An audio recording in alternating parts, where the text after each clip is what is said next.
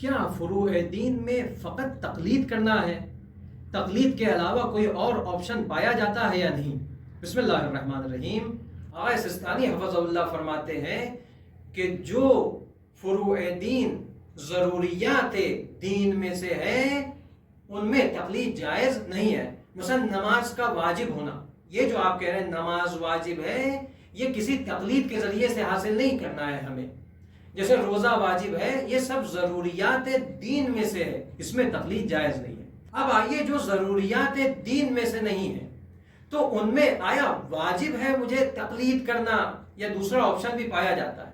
آقا سستانی حفظ اللہ فرماتے ہیں یا خود انسان مجتہد بن جائے یا کسی مجتہد کی تقلید کرے یا احتیاط کرے۔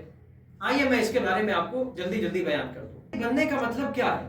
مجتہد بننے کا مطلب یہ ہے کہ آپ ادلہ شرعیہ سے، قرآن و احادیث، عقل اور اجماع کے ذریعے سے آپ خود جا کر احکام کو نکال لیں، یا تو آپ مجتہد بن جائیں۔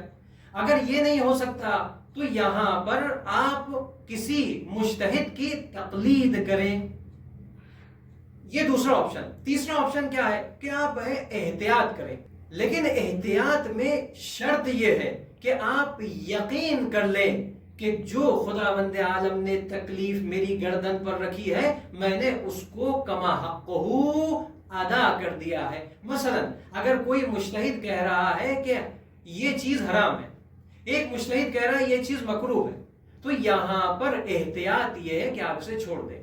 ایک مجتہد کہہ رہا ہے کہ فلاں حکم جو ہے واجب ہے، دوسرا مجتہد کہہ رہا ہے فلاں حکم مستحب ہے، تو یہاں پر اگر آپ کو احتیاط کرنا ہے تو یہاں پر اس کام کو آپ کو انجام دینا پڑے گا۔